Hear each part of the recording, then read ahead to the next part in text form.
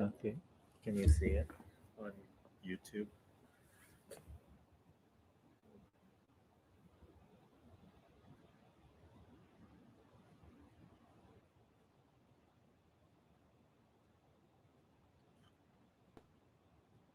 Yep, I can see myself now. Okay, with a little bit of a lag. Anyways, Yeah, you were right. great. Let's start the Facebook live stream on my phone, and then we'll officially start at 6:30. 6 people were already on there.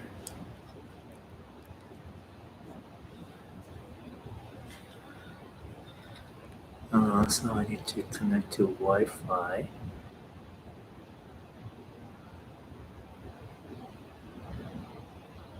Yeah.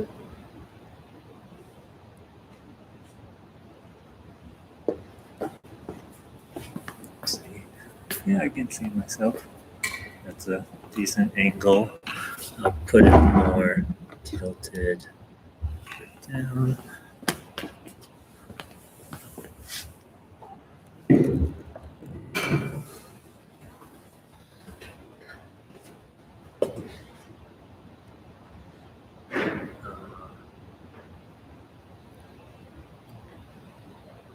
Okay. Live. Oops. Should I just press start? I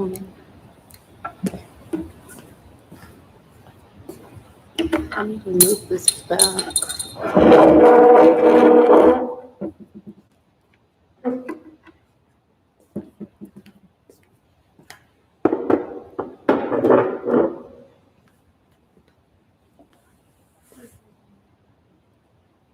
Okay, I'm gonna start it.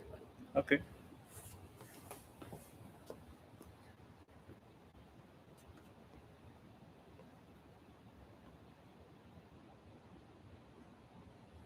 I should probably put my Why does it say rotate?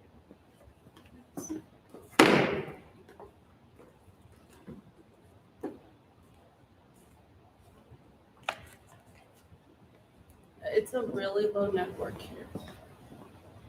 what's going on. It just says low network connection. Let me check the connection. And the way that the board is turned, it's a bit off. Okay. I think it's because it's connected to my computer. I'll connect it to the outlet.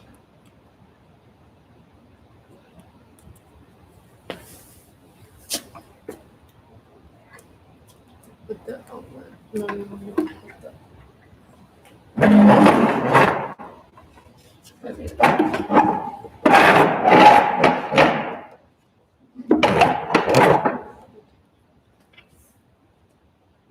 Let's just. Oh, I know why. Because.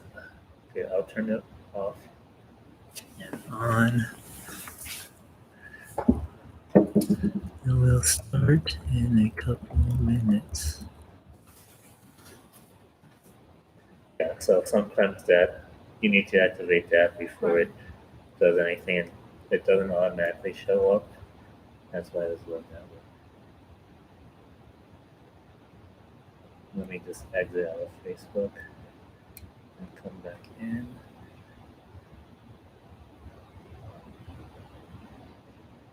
And then live. I don't know where you left twice.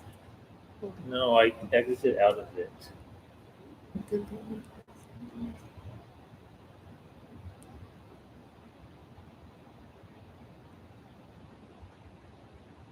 Why is it not angled to how it should be? I don't know. It has to be angled this way. Do you have your phone rotated to specifically? No, I don't. Okay. So what's wrong with it? I'm just trying to make it horizontal rather than vertical. That looks fine. No, exactly, yes. But that's not what I'm trying to say. You're an algorithm. Okay, should I just start? Wait, I'm not even starting. Okay, I'll just start on my YouTube. See, look. Okay. Can we just leave it like that? Sure.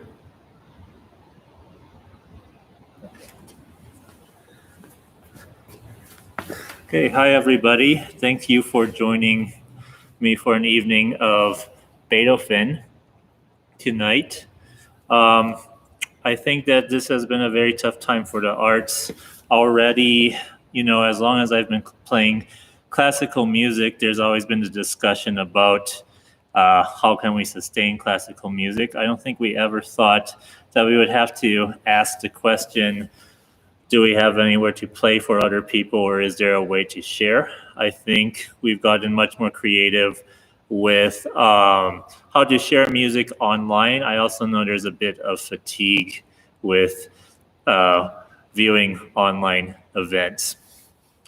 But it has definitely been a tough time. As long as I've been playing music, I've always felt the urge to share music. I wanted to thank St. Philip Lutheran Church, where I am right now, for giving me the opportunity to play music in this wonderful space. And not only that, I feel like playing music for people every Sunday is my way of sharing. I've also thought that it's difficult to think about how appropriate something like this would be. People have much bigger things to worry about right now. Sometimes as much as getting food or just staying alive nowadays. So is it appropriate to present a music by a composer who, let's be honest here, only the fringes of society listen to classical music, and there's so many bigger issues at hand. My thoughts about that is music is a form of communication. It's something that's meant to be shared. Beethoven had a message he wanted to communicate with his music, and I think that it should be played regardless of any circumstances. I know plenty of people have thought that this isn't the best time to do that, but if not now, when? And there's so many wonderful things about Beethoven that I'd really love to share with the public, and in a way that's probably not been done often before. I sort of grabbed a big potpourri of works to amass tonight. I try to do almost everything that I haven't played yet. So I want everyone to think of this event as a way of sharing and building community. In my YouTube channel links, I've posted 2 places that I would really like you to consider looking at or donating. One is a food bank called Sharing with Sheridan. Of course, there's many other food banks around town, but Sharing with Sheridan has really gone from feeding about 30 families a week to about 150 families a week. So it's really quite unprecedented. And also Family Promise of Greater Denver, they really help give families in need stability. And I think that more and more people are falling into that category as the pandemic keeps going on. We're starting out some logistics right now, but I want to talk about what I'm going to open the program with. So the first piece I'm going to play is a later sonata by Beethoven. I don't know the exact year. I think it's around 1815. So his last few piano sonatas, I believe, were written closer to 1820. I presented a program on the last 3 Beethoven sonatas. This is number 27 out of 32. It's in a rather dark key of E minor, and it's one of a handful of Beethoven sonatas with just 2 movements. Customarily, they have 3 or 4 movements. So why did Beethoven choose just 2 movements? I think that you'll really hear things that represent the duality of human nature. The first movement is very bleak. I think that the soundscape is rather unusual in that you have things in the very quietly in the very highest register and in the very lowest register. in a way, it sort of represents the year that's going on. There hasn't been that much to look forward to, and every time you hear a glimmer of hope, it sort of fades away. Now, the second movement, though, is it's not triumphant, but I think it's very hopeful and definitely very peaceful. Beethoven writes that he wants the second movement to be like a song. You'll hear a refrain happen over and over again. And I would like you guys to think about it as a message of hope in these dark times. Maybe when we turn the page on the new year, things will get more optimistic, as bleak as they were before. Right now, this is my YouTube channel. I've also put it up on Facebook Live. We'll be going for most of the night, so feel free to tune in. I'm going to type what I'm playing in the chat. So Sonata number 27, E minor. Enjoy. Jackie, how are you doing? Good. Okay. Is it okay to get started? Okay. Should I wait a few moments or? Okay. I just didn't know that this is gonna rotate, like it's not going horizontally at all. Uh-huh. Okay. So I'm recording on Facebook Live on my phone. So. That's why I don't know why it doesn't do it. Okay. All right. All good.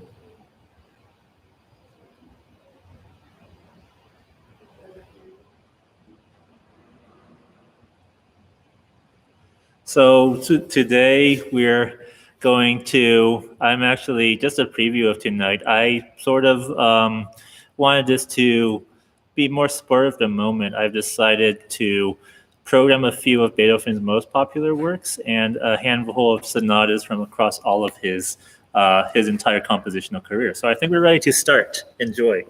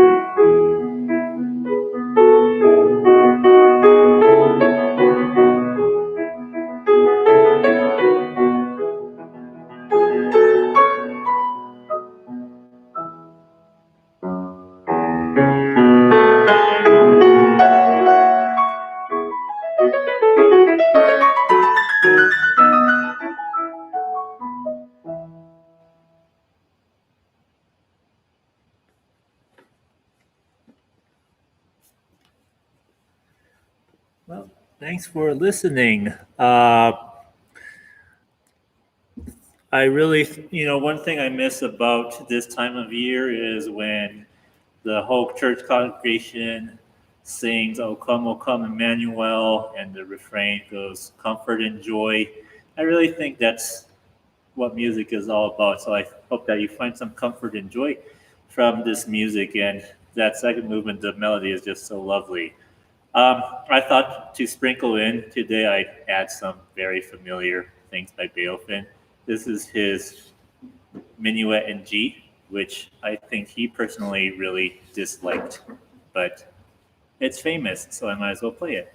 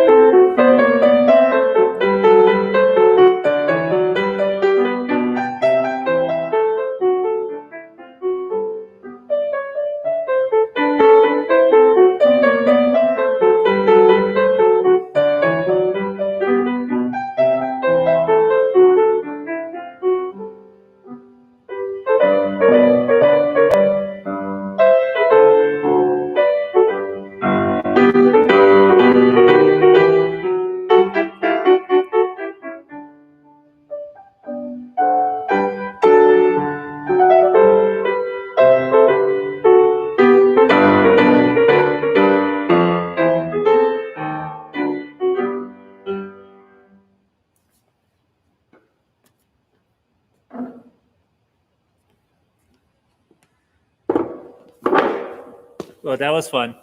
So the next group of pieces I'm going to play were written when Beethoven was quite a young guy.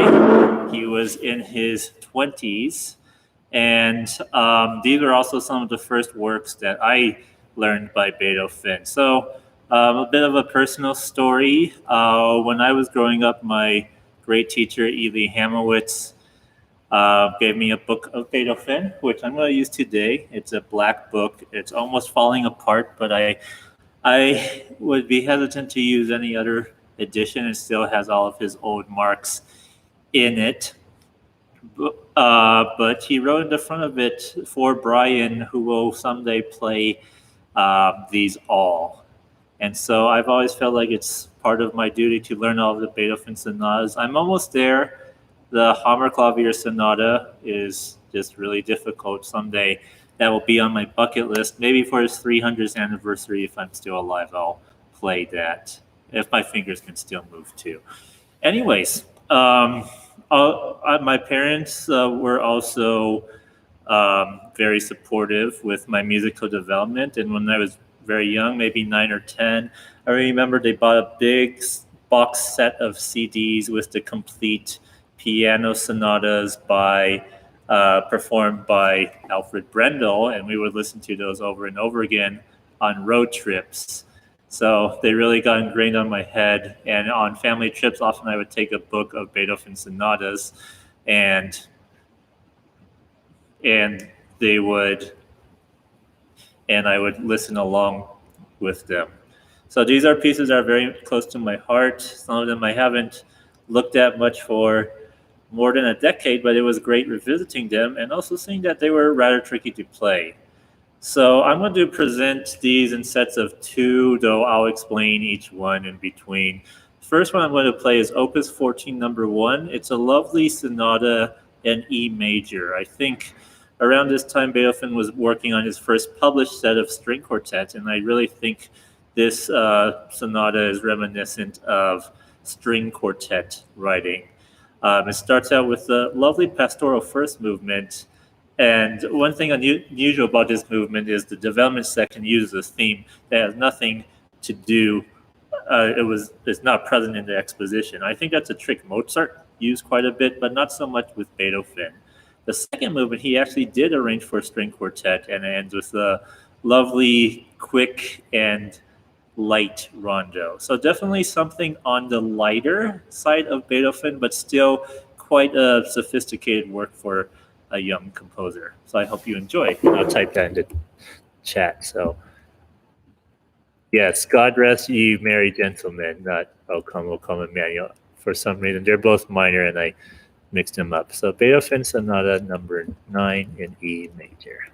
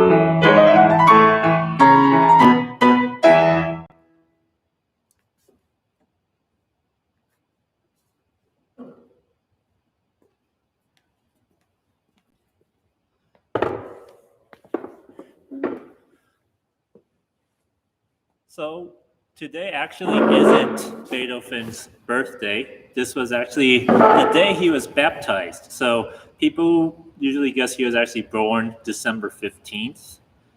We just sort of think of this whole week as a celebration.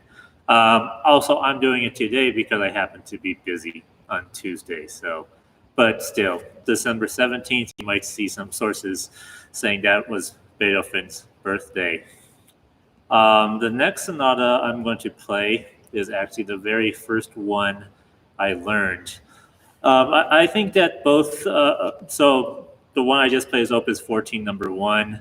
This one's Opus 14, number 2. They're a nice set, they're both major and both on the peaceful side. I think the most entertaining thing about this one is the last movement, which is marked scherzo, which is supposed to be a middle movement, but it's actually sort of a hybrid between a scherzo and a rondo, and it goes all different sorts of directions. I want to take a second to acknowledge my wife, Jackie, who's here turning pages. She's been working very hard in the hospital in these tough times, and I think I really enjoy her company for these because it can get very lonely just playing in front of a screen, which is something I've been doing a fair amount making these recordings. So thanks to Jackie for turning pages. It takes a lot of mental focus, probably even more mental focus than me playing the music. So I hope you enjoy this sonata in G major. About the first two movements, the first theme is, I think it's an unusually lyrical Beethoven first theme. Um, that's what strikes me. And the second movement, you'll hear Beethoven's trademark theme and variations. One thing that I just didn't get time to perform this year is Beethoven wrote a number of wonderful theme and variations. His biggest one, the Diabelli variations, his C minor variations, the Eroica variations. Initially, I was planning to include them, but there's only so much you can play in one evening. So enjoy this companion to the E major sonata. This is the sonata number 10 in G major, Opus 14, number 2.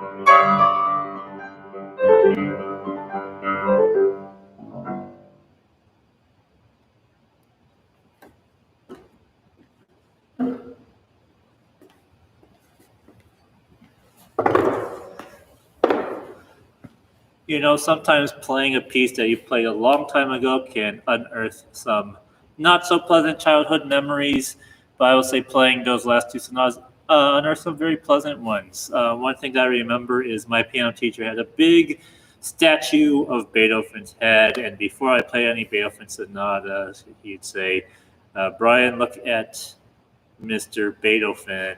And I can't quite think about how he worded it, but I had to look at his statue before I played. Um, so just a fond memory. Before I play some more sonatas, I'm just going to play a very light piece that all of you will know. Beethoven wrote it for a certain woman.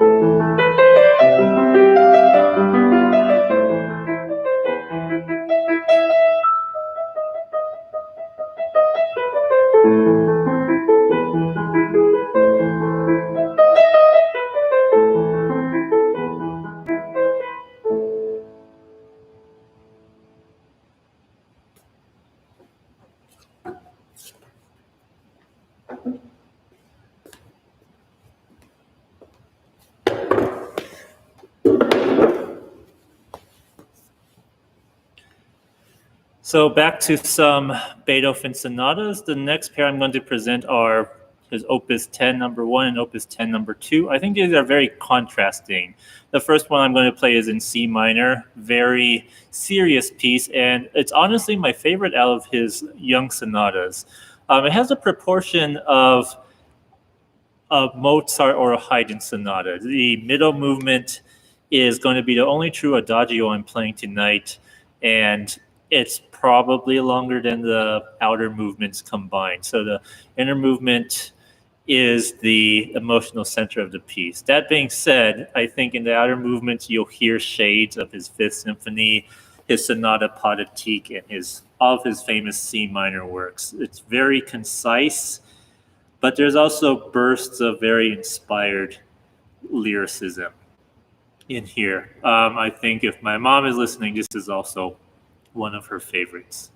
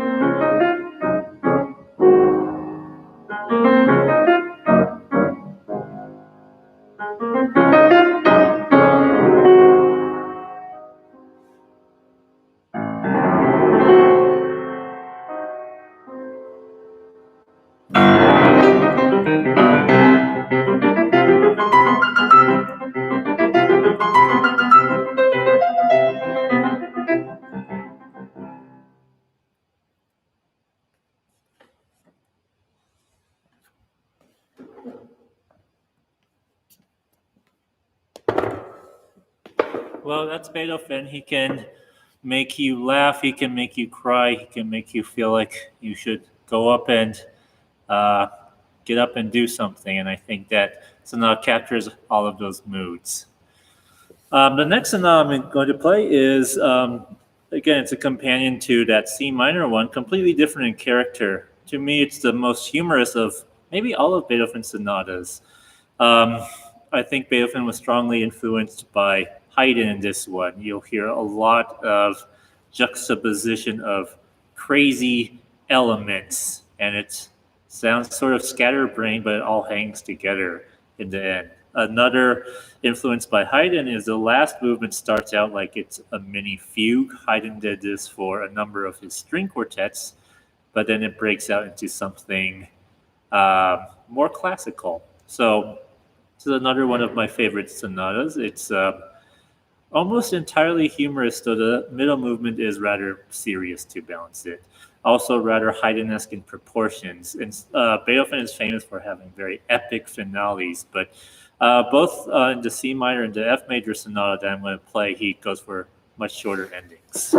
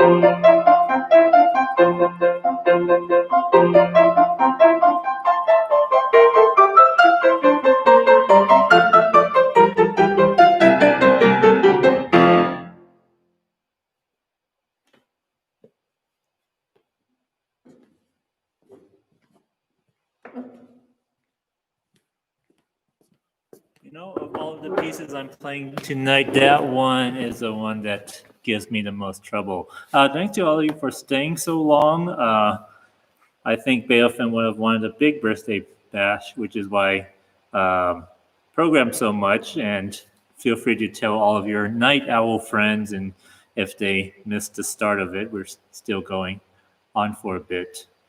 I thought the Beethoven birthday bash wouldn't be complete without something from one of his symphonies. Now, obviously, they aren't for piano, but I wanted to share one of his most famous movements. This is the second movement of his Seventh Symphony, famously featured in the film Zardoz, but also just a wonderful piece of music that really excites the audiences.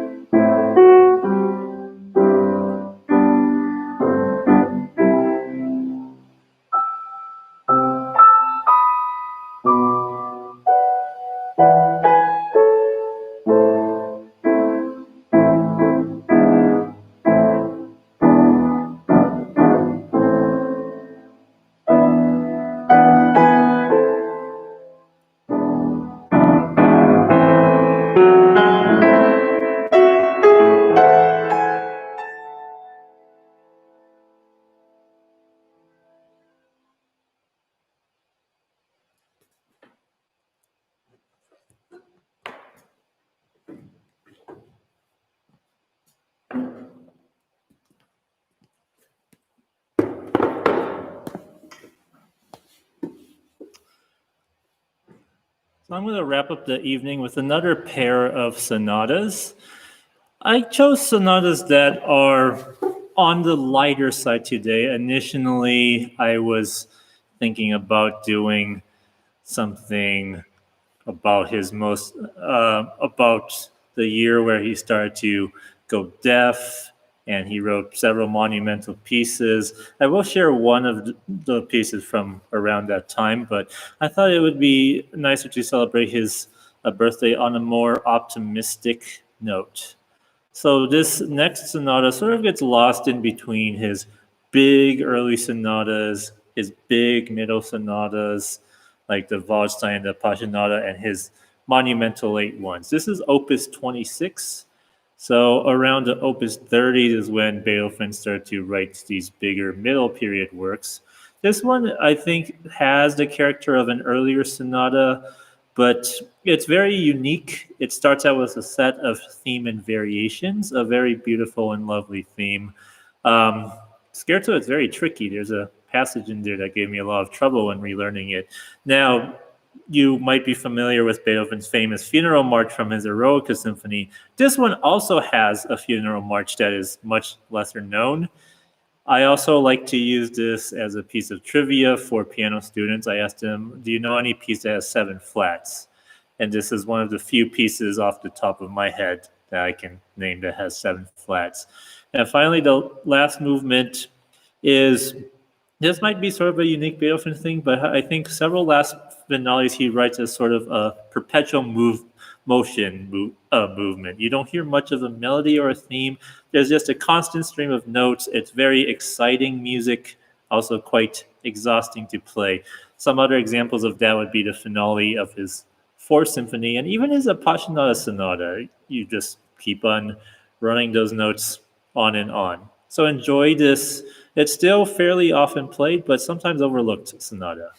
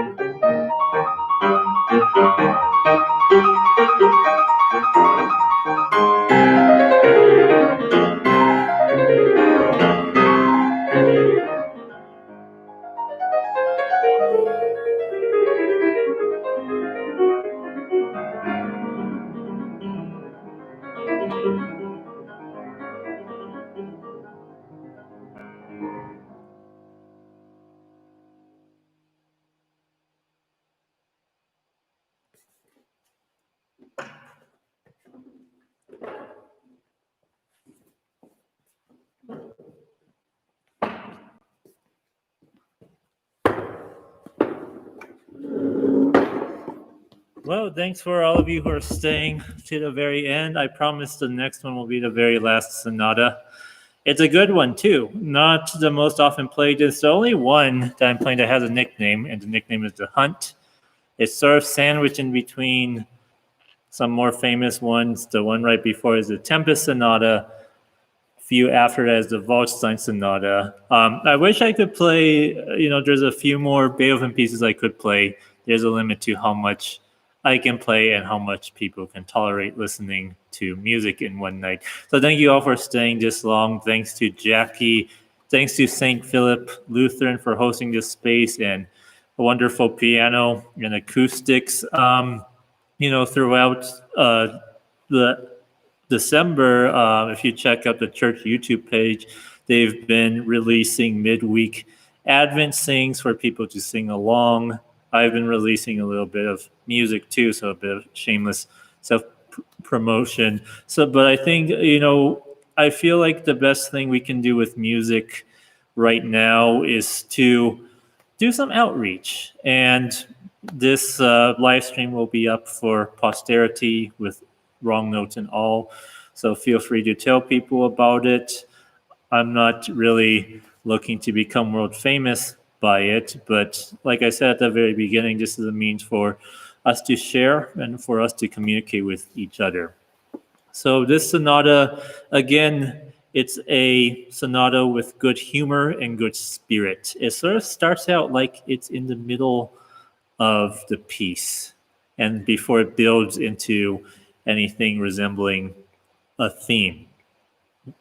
The second movement, Beethoven places his typical scherzo, but instead of in 3/4, it's in 2/4. And I think this is just one of my favorite scherzos. It was somewhere in the Brendel box set. And I remember whenever my parents and I would go on a road trip, that one movement would always capture our attention.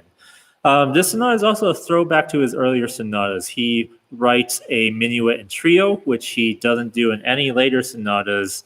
And um, after this point, he sort of moved beyond that genre. So it's sort of a meditative movement looking back. Finally, the last movement is a lot of fun. It's a rollicking tarantella. You probably wouldn't guess that it's Beethoven. You would probably think it's some Italian composer by Verdi. But just a lot of fun. This sonata, I have just enough stamina to get through it. And I'm going to cut out the second and fourth movement repeats. That was to the audience and also to Jackie to save her some page turns. So enjoy this wonderful sonata. This will be the last thing of the evening. Again, thanks for listening. Feel free to text me, message me, write something in the chat. It's good to see a lot of familiar faces, and hope you enjoyed.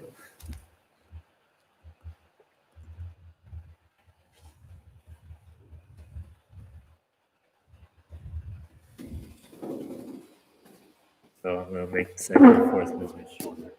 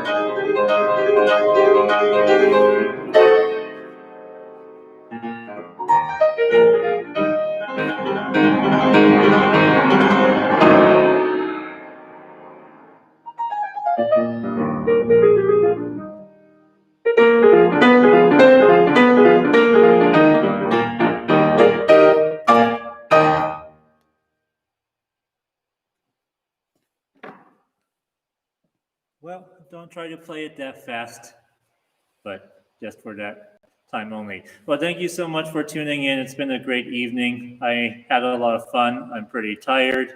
I hope you enjoyed. Feel free to share the record of this stream to friends and family. Say happy birthday to Beethoven. Stay healthy, and have a Merry Christmas and Happy New Year.